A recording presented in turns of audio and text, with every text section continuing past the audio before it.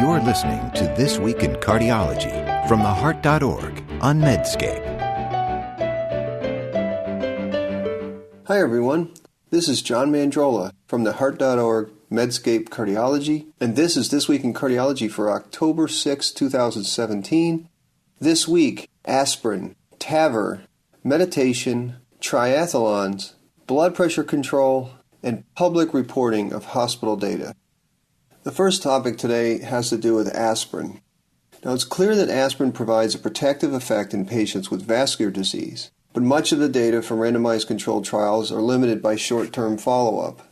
What about patients who stop taking their aspirin after a period of time? What are the dangers of stopping aspirin? A large observational trial of more than 600,000 patients from Sweden shed light on these questions. Circulation published this paper.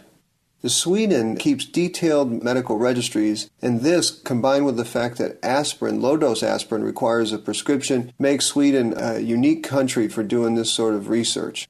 The authors of this paper found that over 3-year follow-up, people who stopped aspirin had a higher rate of cardiovascular events than those who continued, and the hazard ratio is 1.37. Now, it was even higher hazard ratio of 1.46 for those patients who stopped taking aspirin for secondary prevention. And a key subgroup finding here, one that is important for clinical practice today, is that aspirin discontinuation did not increase the risk of cardiovascular events in patients who were on another antiplatelet drug or who were taking anticoagulants.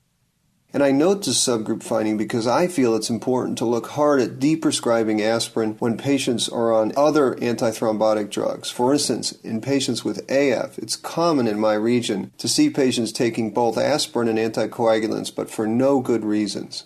Now, my final comment about this study is to mention its limitations. This is an observational study and there are serious risks of confounding variables. In other words, patients who discontinue aspirin may be doing so because they are sick with other issues, and they may have higher event rates because of these other issues.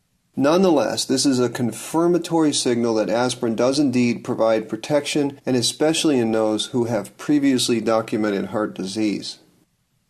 Next topic is about TAVR. Now, when TAVR, transaortic valvular replacement, and when it is done in high-risk patients with aortic stenosis who have a high surgical risk, the evidence and my experience in my hospital support the use of TAVR. The issue with TAVR is durability of the valve and re-interventions, especially as it is offered to patients who are lower risk and have longer to live. This is why long-term follow-up of TAVR is so important. Now, trialists involved in the original PARTNER trials, which used the SAPIEN valves, reported long-term follow-up of valve function recently in JAMA Cardiology. This report looked primarily at hemodynamic function with echo, and they had about 10,000 echoes to look at in these patients. Because they included patients in a registry, there were many more patients who had TAVR than who had SAVR, which is surgical aortic valve replacement. Now, a quick cursory read of the abstract, which is always dangerous, and editorial would leave a reader reassured. The, quote, population findings, which I take to mean the average improvement in gradient velocity in valve areas, remains stable at 3 years in the TAVR group. However, two notable findings include, one, was that moderate to severe transvalvular regurgitation was noted in 89 patients or 3.7% after TAVR, and increased over time. However, patients with SAVR showed no significant changes. The reintervention rate was higher in TAVR, although the absolute rates of reintervention were low. These are cautionary notes, and as the authors write, structural valve deterioration is not typically an acute process, so continued surveillance of these TAVR valves is definitely required. That is why I led with the idea that TAVR seems fine for those with life expectancy of a few years, but I think it's much more uncertain in patients with lesser surgical risk who have longer to live. And in a general note, too many cardiovascular trials get truncated after short-term follow-up, but cardiovascular therapies get continued for a long term. The case of TAVR is one area in which long-term follow-up is going to be crucial. Yes, the initial valve procedure is clearly easier with TAVR than it is with SAVR, but what about the performance after 5 years and after 10 years? Next topic is meditation. Now, the first thing to say about meditation is that I tried it once. At the top of a mountain bike trail overlooking Lake Fontana in western North Carolina. The atmosphere could not have been better for meditation, but I failed. But that personal anecdote notwithstanding, I am utterly conflicted about the recent AHA's scientific statement on meditation. In many thousands of words, 9 supplemental tables, 131 references, a large group of authors have come to the conclusion that, quote, meditation may be considered as an adjunct to guideline-directed cardiovascular risk reduction for those interested in this lifestyle modification. So here's the conflict. On the one hand, every neuron in my body thinks meditation would be a beneficial practice, not just on an individual level, but for society at large. Imagine a populace that embraced meditation as much as it did Instagram. But on the other hand, critical appraisal of these studies reveal not a shred of convincing evidence. The scientific statement is essentially a review article, and nearly every subsection begins with lines like this. Quote, few high-quality randomized trials of meditation and lowering blood pressure have been published. Or this statement, quote, data on the effects of meditation on insulin resistance and metabolic syndrome are sparse. I mean, almost every paragraph in the paper begins with a sentence like that. And then, in this scientific paper, there is this wonderful bit of truth written into the summary. Now, this is a nugget that should be copy and pasted into many scientific papers. Here's what they said. As with many other novel interventions, there is the possibility of publication bias toward positive studies of the beneficial effects of meditation. For instance, quote, many investigators who conducted studies of meditation may have a strong belief in the benefits of meditation, and they may be enthusiastic mediators themselves, thereby introducing the possibility of unintended bias. Gosh, tell me that statement wouldn't be perfect for any kind of medication or cardiac device trial. Next topic is triathlon deaths. Next weekend, many hundreds of people will come to my city, Louisville, Kentucky, in hopes of earning the designation of Iron Man, or I guess now Iron Woman. Decades ago, I partook in triathlons.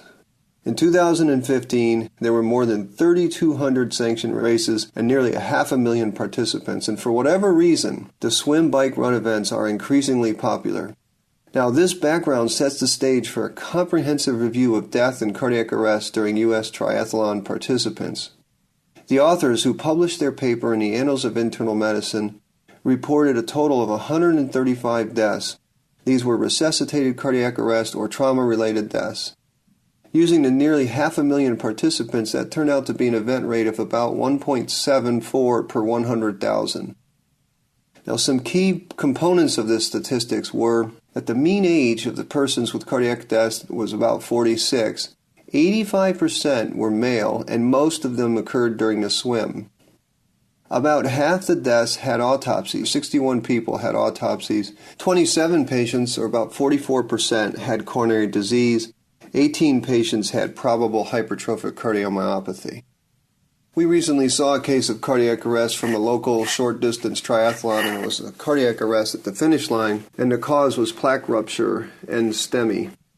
The take-home here is that overall triathlon is pretty safe. 1.74 per 100,000 is a pretty low event rate. But it's no surprise also that swimming is the most dangerous of the 3 disciplines. I mean, first of all, there's a huge adrenaline rush in the beginning. If you've ever done a triathlon, a mass start triathlon is just frightening in the water. And then arrhythmias potentially are related to this autonomic conflict concept, in which you get this high sympathetic stimulation, such as the burst of going into the water or the anxiety, and then it's met with a sudden parasympathetic surge, such as breath holding or pharyngeal wetting. An additional thing that makes cardiac arrest in water tougher to rescue is that, just getting somebody resuscitated out of an open water swim is tough. The third thing to say is there's a striking male predominance of death in cardiac arrest here, and I'm not sure why that is. And finally, like it is with so many of the endurance sports in older people, coronary artery disease remains the most likely cause of cardiac arrest.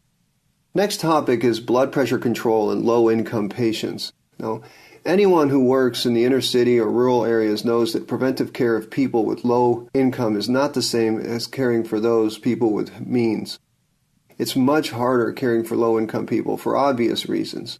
A group of researchers from Argentina tested the idea of whether a community health worker-led intervention would improve blood pressure control. Now, these researchers performed a cluster randomized trial of almost 1,500 low-income, uninsured patients who had high blood pressure. They had 18 centers, and in 9 centers used the intervention, which included a health worker who went into the home and did health coaching, home blood pressure monitoring, blood pressure audits and feedbacks, text messaging interventions, etc. And then the other 9 centers did normal physician care. And it turns out, not unsurprisingly, that the community worker intervention group resulted in significantly lower blood pressure. The systolic blood pressure reduction from baseline to month 18 was 19 millimeters of mercury for the intervention group and 12 millimeters for the usual care group. JAMA published this study, and I think it's worthy of JAMA for lots of reasons. One is that it's an RCT, and RCTs are worthy.